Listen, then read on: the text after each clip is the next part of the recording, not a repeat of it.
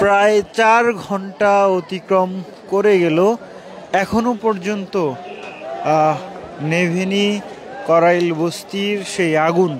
দর্শক, সরাসরি দেখছিলেন ডেইলি সানে, আপনাদের দেখানোর চেষ্টা করছি করাইল বস্তি থেকে। এবং এখনও সেই করাইল বস্তির যে আগুন, সেই আগুন কিন্তু জ্বলছে এবং বিভিন্ন জায়গায় এই আগুন জ্বলছে, দেখতেই পাচ্ছেন সরাসরি।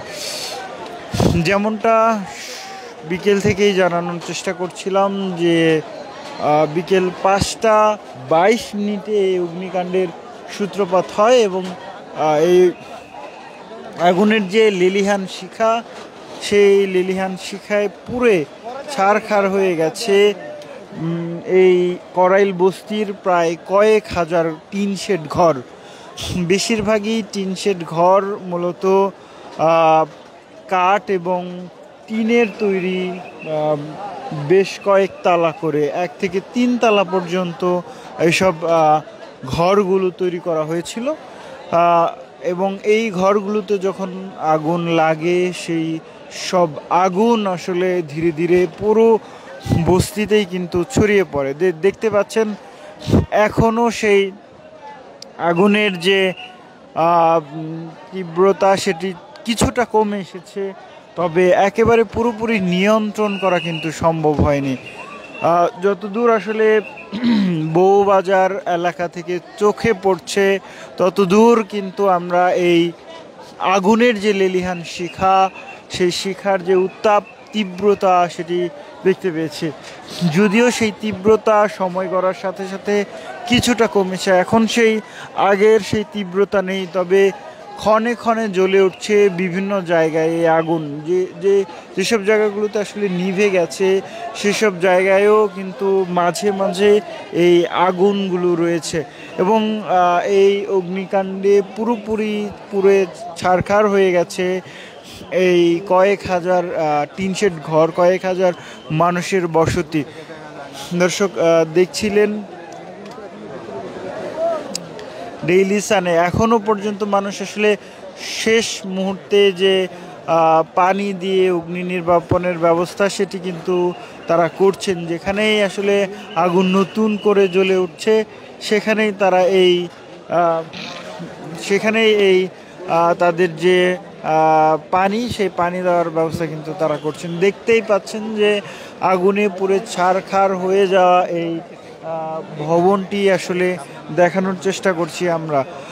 এবং যেমনটা আসলে বলছিলাম যে বেলা বিকেল 5টা 22 নাগাদ এই করাইল বস্তির বউবাজার এলাকায় অগ্নিকাণ্ডের ঘটনার সূত্রপাত ঘটে এবং ফায়ার সার্ভিস খবর পেয়ে ছুটে আসে। তবে ফায়ার সার্ভিস বলেছে তারা সড়কের যে যানজট, দীর্ঘ যানজট, সেই দীর্ঘ যানজটের কারণে তারা সঠিক সময়ে পৌঁছাতে পারেনি। তাদের প্রায় 30 মিনিটের মতো সময় লেগে যায় এবং সেই সাথে জানেন যে করাইল বস্তি একটি ঘনবসতিপূর্ণ এলাকা এবং যেখানে দরিদ্র মানুষেরা থাকেন এবং দরিদ্র মানুষরা একেবারেই নিজেদের জীবনের ঝুঁকি নিয়ে, নিজেদের নিরাপত্তার কথা না ভেবে তারা এই জায়গাটিতে বসবাস করেন।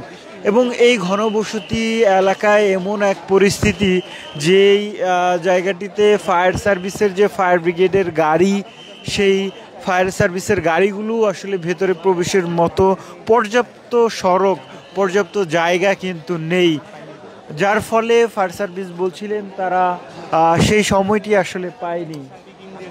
এই জায়গা থেকে যে দ্রুততম সময়ে তারা এই জায়গাটিতে আসবেন, সেটিও কিন্তু সম্ভব হয়নি। আরেকটি ব্যাপার হচ্ছে যে এখানে স্থানীয় যারা রয়েছেন, তারা ফায়ার সার্ভিসকে সহযোগিতা করতে গিয়ে বেশ কয়েক জায়গায় তারা পাইপ বিচ্ছিন্ন করে ফেলেছেন, পাইপে যে পানি চলাচল সেটিও বন্ধ করে ফেলেছেন, এমন ঘটনাও ঘটেছে।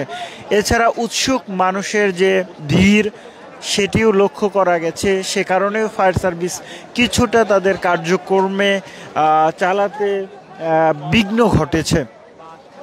এবং সেই সাথে আরও একটু জানিয়ে রাখি, এখনও পর্যন্ত তারা তাদের যে এই ফায়ার সার্ভিসের যে দেওয়া তথ্য, সেই তথ্য কিন্তু তথ্যমতে তারা বলছিলেন যে 9:30টার কিছু সময় পরে ফায়ার সার্ভিসের একজন কর্মকর্তা তিনি জানিয়েছিলেন যে প্রায় 1 থেকে 2 ঘন্টা সময় বা এরও বেশি সময় লেগে যেতে পারে। তবে কিছুটা সময় লেগেছে, প্রায় সেই 1.5 ঘন্টা সময়ের মধ্যে প্রায় করাইল বস্তির যে আগুন, সে আগুন নিয়ন্ত্রণে না আসলেও আগুনের যে তীব্রতা, সেই তীব্রতা কিছুটা কমেছে। এবং আমরা যতদূর দেখানো সম্ভব হচ্ছে যে লেক পাড়ের যে আগুন, সেই আগুন কিন্তু আবারও নতুন করে জ্বলে উঠলো। দেখতেই পাচ্ছিলেন যে কিছু কিছু জায়গায় আসলে নতুন করে জ্বলে উঠছে। এই জায়গাটি কিন্তু আশেপাশে যদি দেখানোর চেষ্টা করি, আশেপাশের সব জায়গায় কিন্তু আগুন নেই, তবে এই জায়গাটিতে আগুন জ্বলছেই। এবং লেক পাড় অর্থাৎ বউবাজারের লেক পাড়ের একেবারে পাশের যে জায়গাগুলো রয়েছে, সেই জায়গাগুলোতেও কিন্তু আগুনের যে তীব্রতা সেটি বাড়ছে এবং শেষ পর্যন্ত কিন্তু জ্বলছে।